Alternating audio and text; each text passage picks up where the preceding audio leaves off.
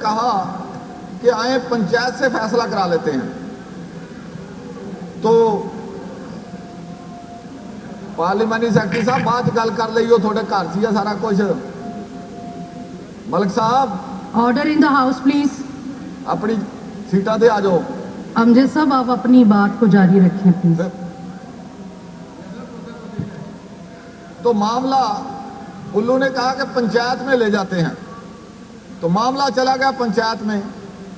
پنچایت سے نے دونوں طرف کا موقف سنا اور سننے کے بعد فیصلہ دے دیا کہ جو طوطی ہے وہ الو کی بیوی ہے. اب یہ سن کے وہ الو روتا ہوا، طوطا جو ہے اس نے روتا ہوا چلنا شروع کیا.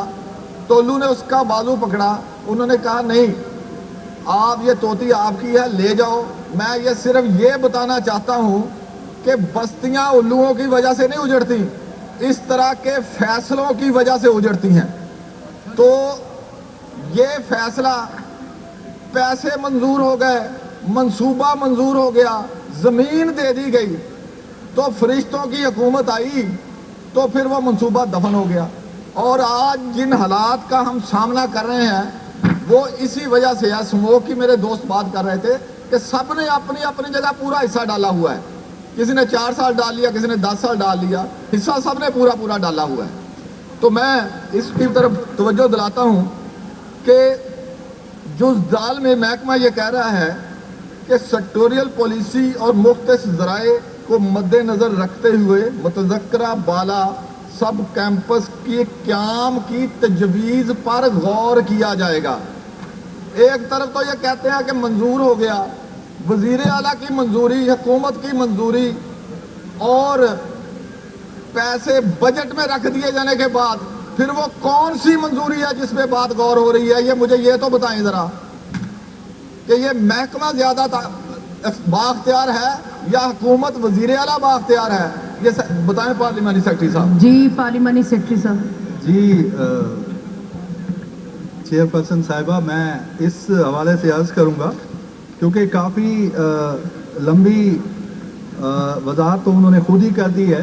اس میں یہ عرض کرنا چاہوں گا کہ واقعتاً اس سب کیمپس کے قیام کی منظوری وزیر اعلیٰ صاحب کے ایک لیٹر نمبر جو کہ ابھی ذکر کیا ہے انہوں نے، اس کے تحت دی گئی اور یہ اس کے ساتھ لفظ بھی ہے.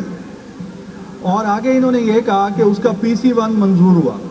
تو میں معزز احمان کو اور آپ کو یہ بتانا چاہوں گا کہ اس منصوبے کا PC1 منظور نہیں ہوا تھا.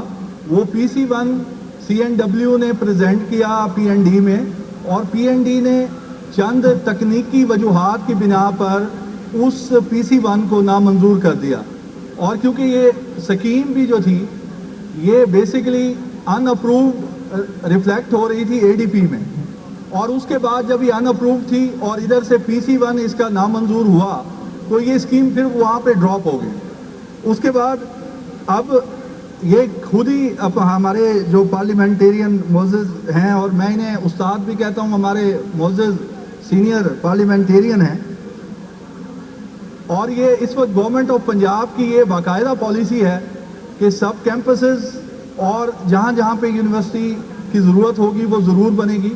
تو انشاءاللہ یہ بھی موبلائز کریں گے. تو ایسی پالیسی بالکل موجود ہے کہ اگر یہ دوبارہ سے پریزنٹ ہوگا اور اس کا PC1 منظور ہوا تو ڈیفینیٹلی اس پہ فردر جو ہے نا وہ ایکشن ضرور لیا جائے گا.